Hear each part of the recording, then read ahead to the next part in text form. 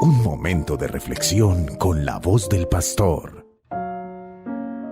Hoy estamos celebrando el domingo dentro de la octava de la Natividad del Señor. Es la fiesta de la Sagrada Familia, Jesús, María y José.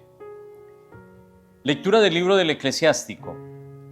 El Señor honra más al padre que a los hijos y afirma el derecho de la madre sobre ellos.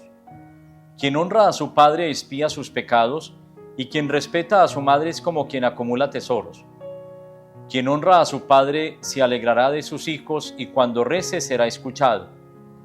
Quien respeta a su padre tendrá larga vida, y quien honra a su madre obedece al Señor. Hijo, cuida de tu padre en su vejez, y durante su vida no le causes tristeza. Aunque pierda el juicio, sé indulgente con él, y no lo desprecies aun estando tú en pleno vigor. Porque la compasión hacia el Padre no será olvidada y te servirá para reparar tus pecados. Palabra de Dios. Dichosos los que temen al Señor y siguen sus caminos. Dichoso el que teme al Señor y sigue sus caminos. Comerás del fruto de tu trabajo, serás dichoso, te irá bien. Tu mujer como parra fecunda en medio de tu casa. Tus hijos como renuevos de olivo alrededor de tu mesa. Esta es la bendición del hombre que teme al Señor. Que el Señor te bendiga desde Sión, que veas la prosperidad de Jerusalén todos los días de tu vida. Lectura de la carta del apóstol San Pablo a los Colosenses. Hermanos, como elegidos de Dios, santos y amados, revístanse de compasión entrañable, bondad, humildad, mansedumbre, paciencia.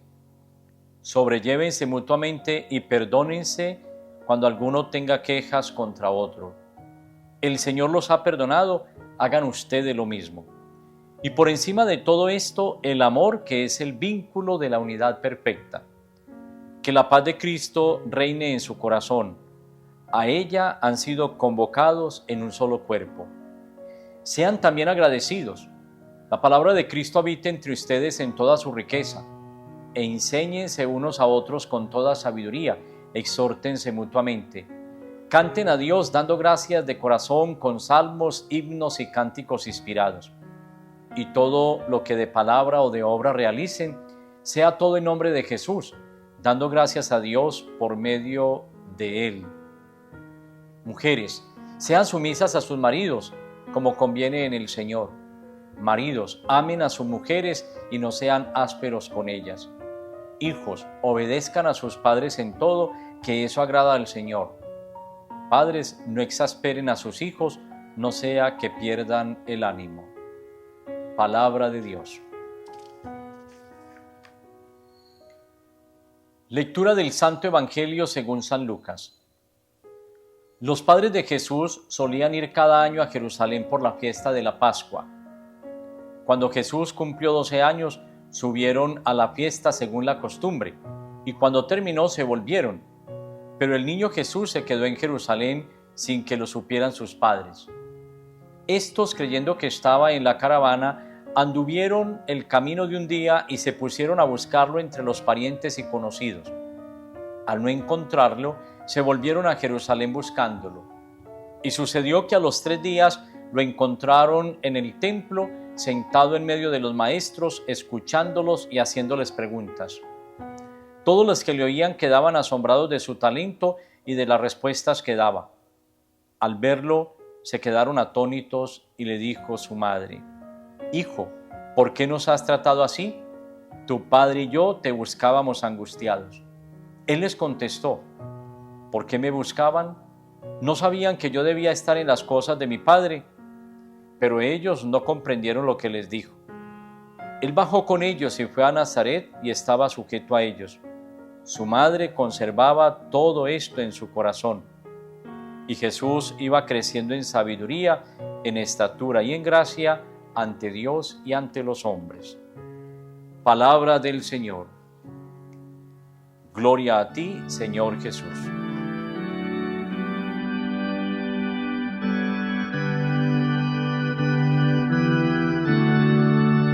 Muy queridos hermanos, hoy estamos celebrando la fiesta de la Sagrada Familia, Jesús, María y José.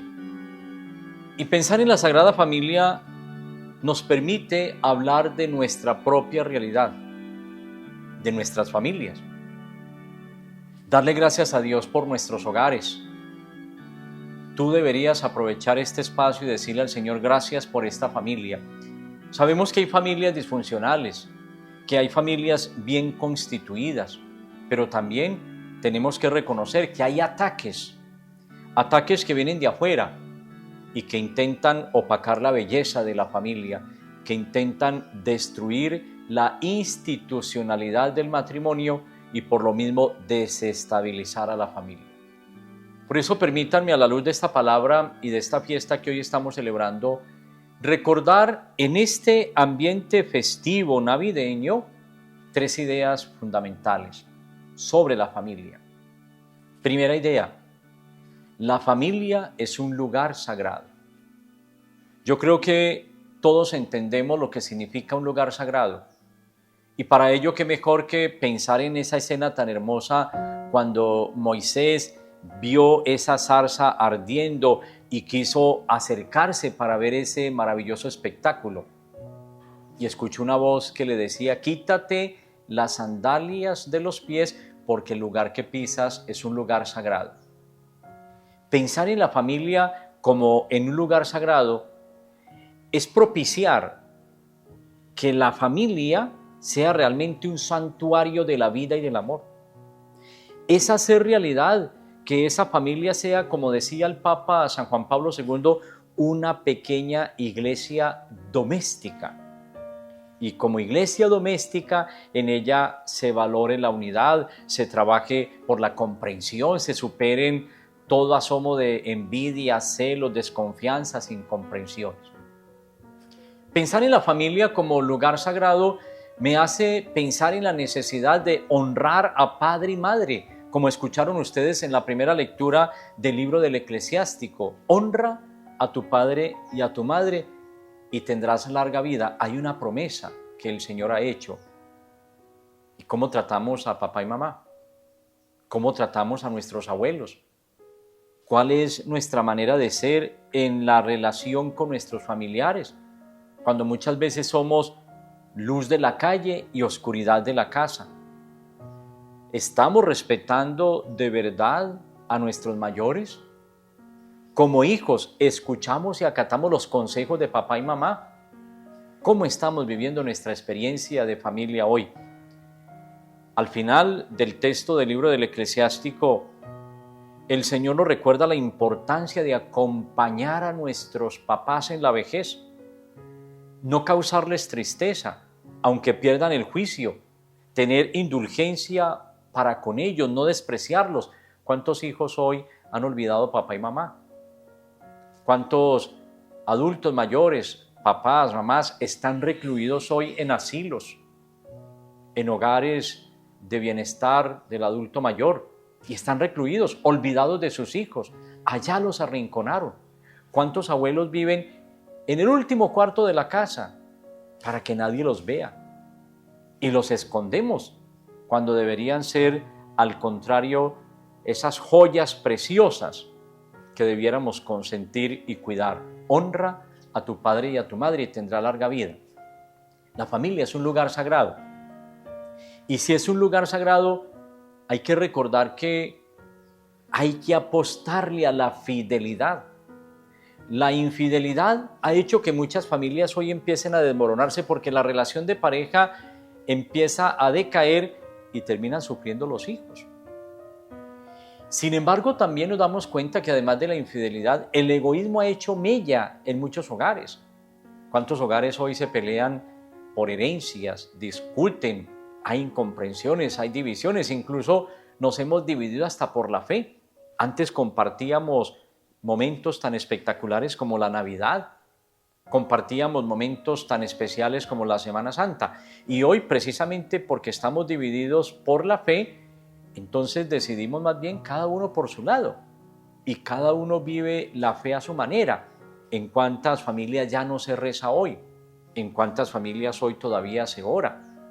Es decir, el egoísmo ha hecho mella en muchos hogares. Y la indiferencia.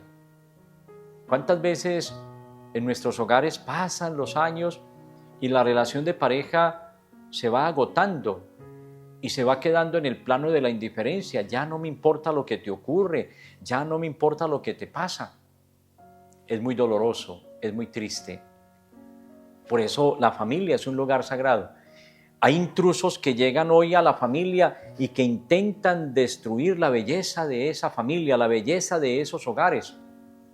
Piensen, por ejemplo, en un intruso que se llama rutina, al que yo denomino el hombre de la capota negra, porque es el que acaba con el amor, el que acaba con la esperanza, el que destruye la fe.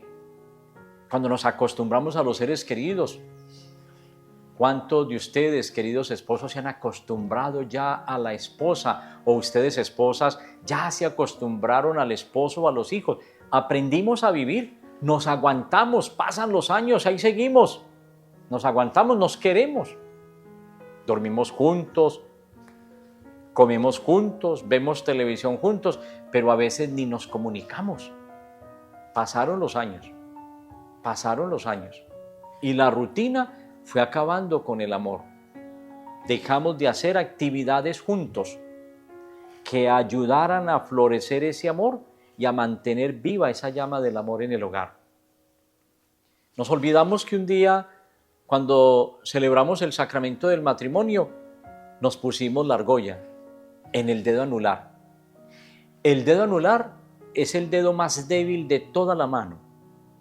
Es el dedo más débil para recordar que en el matrimonio nos estamos casando con potencialidades y cualidades, pero también con debilidades y limitaciones. No puedo pensar que el otro es mi debilidad.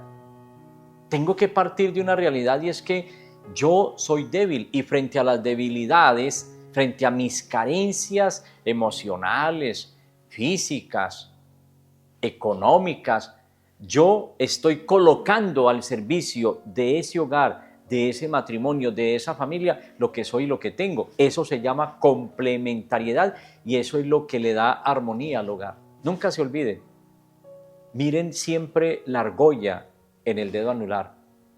Y aquellos que de pronto todavía tienen miedo y no han dado el paso para celebrar el sacramento del matrimonio, ¿qué están esperando? ¿Qué están esperando? La felicidad se construye en esa complementariedad y en esa armonía. Armonía en la presencia del Señor. Hay otro intruso que ha llegado a nuestros hogares y está precisamente destruyendo toda esa belleza de la familia, que se llama la tecnología. Los medios de comunicación son maravillosos, son inventos maravillosos.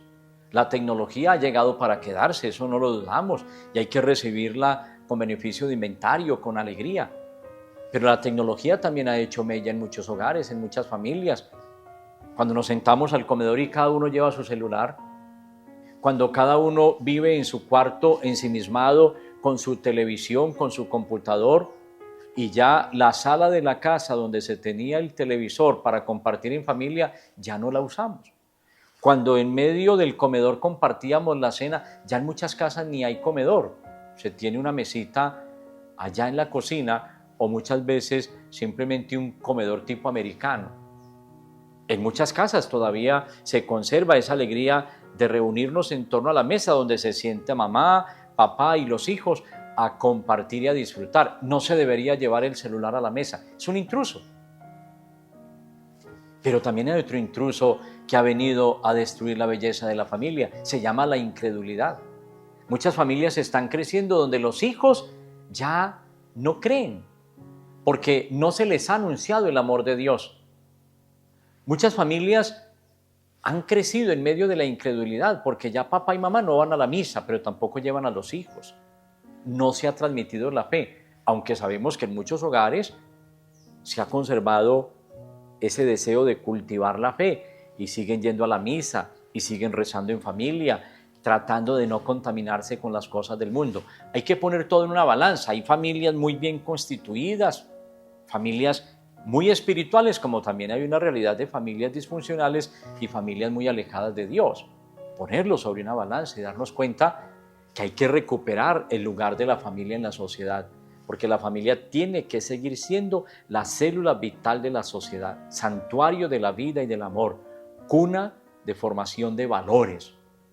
La familia es un lugar sagrado. En segundo lugar, queridos hermanos, la familia, en palabras del Papa San Juan Pablo II, es casa y escuela de la comunión. Casa y escuela de la comunión. Así como dijimos ahora que la familia se puede mancillar por la indiferencia, por el egoísmo, se puede mancillar por la infidelidad, y que hay unos intrusos, también podríamos decir que si la familia es casa y escuela de la comunión, es en la familia donde se aprende a amar. Es en la familia donde se aprende tristemente a odiar.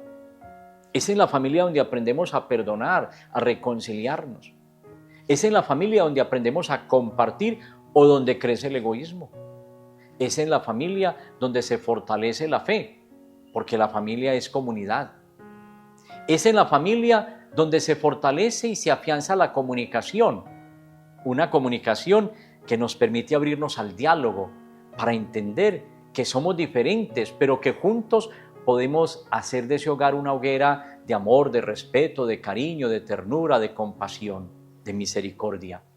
Como escucharon ustedes en la segunda lectura de la carta del apóstol San Pablo a los Colosenses, sobrellévense mutuamente y perdónense cuando alguno tenga quejas contra otro, porque por encima de todo, en la familia, en nuestras relaciones comunitarias, en nuestras relaciones interpersonales, el amor debe ser el vínculo de la unidad perfecta.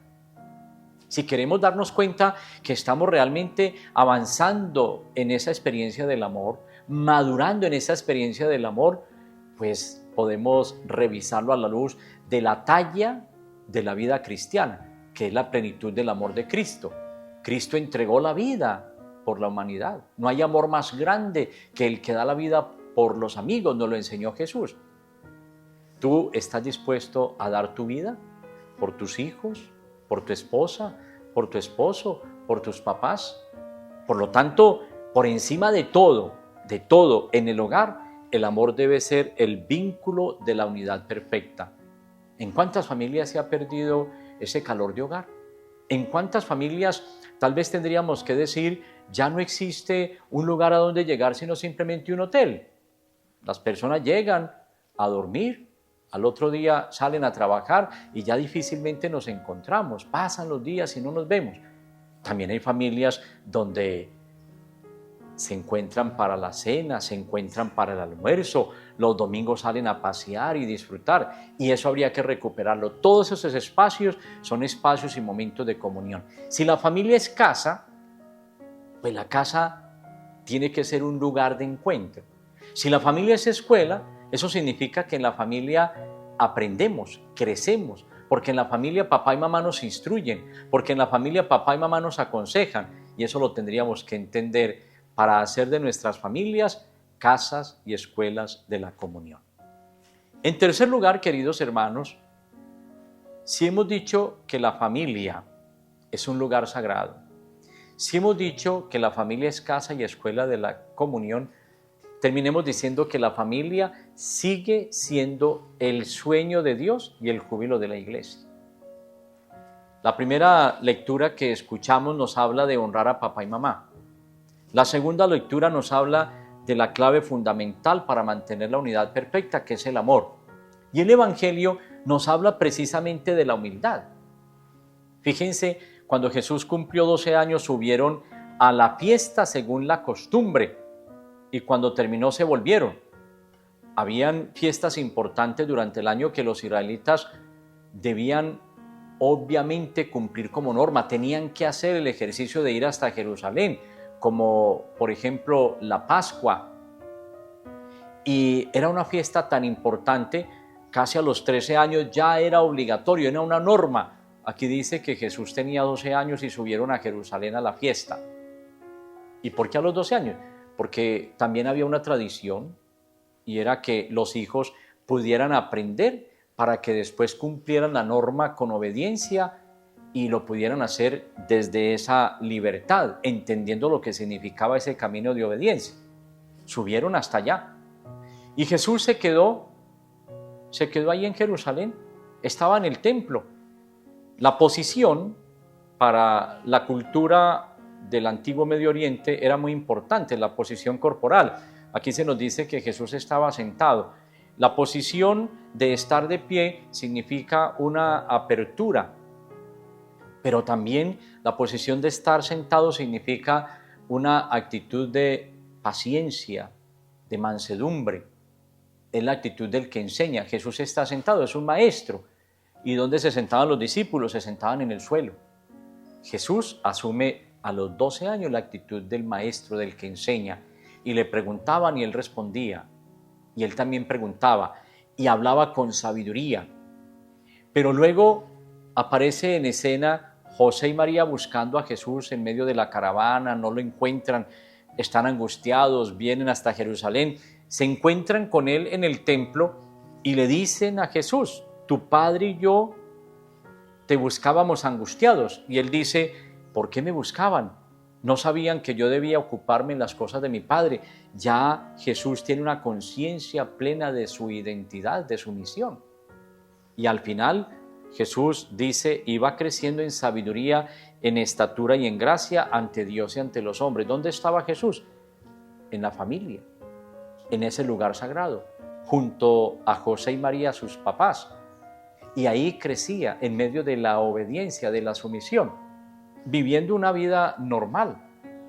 Porque hay que entender que todo este camino que hoy nos ha trazado el evangelista Lucas nos presenta la infancia de Jesús en una vida normal, que era la propia de los israelitas. Pero como al final Jesús toma conciencia de su misión, entiende su identidad y sabe que ahora Él tiene una misión. Después, en la vida oculta que va a revelarse en el gran ministerio público de Jesús, en el encuentro con los discípulos, la llamada de los 12 y luego forjando una nueva iglesia, nos damos cuenta cómo Jesús durante todo este tiempo va asimilando la misión. No sabía que debía ocuparme de las cosas de mi Padre. Ahora su misión está ahí, la comprende y la asume con alegría. Si la familia es el sueño de Dios, entonces aquí está reflejada esa familia.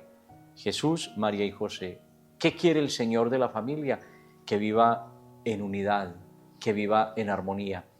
Es verdad que la llamada familia nuclear hoy ya ha ampliado sus horizontes, y es verdad que hoy hablamos de una familia cuando un tío ha tenido que educar a una sobrina, cuando unas abuelitas han tenido que educar a unos nietos porque papá y mamá tuvieron que viajar a otro país. Esa idea de la familia nuclear ha cambiado, pero desde el concepto de familia tenemos que entender que sigue siendo el sueño de Dios. Por eso el hombre abandonará a su padre y a su madre y se unirá a su mujer y los dos serán una sola carne. Es el concepto de familia, desde la Biblia, desde la iglesia. Y si la familia es el sueño de Dios, es también el júbilo de la iglesia, porque ¿qué quiere la iglesia? La iglesia quiere que precisamente esas familias se forjen en la esperanza, se forjen en la alegría y en la alegría de compartir y de dar la vida. Queridos hermanos, yo los quiero invitar para que al empezar el año 2025, nuestras familias sean familias peregrinas de esperanza. En la convocatoria que el Papa Francisco ha hecho para este año jubilar, nuestras familias también tienen que contemplar al cielo y mirar hacia adentro para descubrir las falencias, para reconocer que hay unos intrusos que están atacando esa institución familiar y para tratar de blindarnos desde el amor, desde la fe, desde la esperanza y blindarnos con alegría para poder ser faro de luz para otras familias. Podríamos terminar diciendo hoy con el salmista: dichosos los que temen al Señor y siguen sus caminos. Dichoso el que teme al Señor y sigue sus caminos. Comerás del fruto de tu trabajo, serás dichoso, te irá bien. A las familias, mis felicitaciones. Invitar a las familias que están pasando por dificultades a que le abran el corazón a Dios y se llenen del amor de Dios. Y a las familias que están incontaminadas, que están haciendo un ejercicio para mantenerse cada día brillando en el amor y en la fe, les digo, no pierdan la esperanza, no tengan miedo y sigan luchando con alegría, de la mano de Jesús y de la mano de María. Que Jesús, María y José nos amparen y nos protejan hoy y siempre.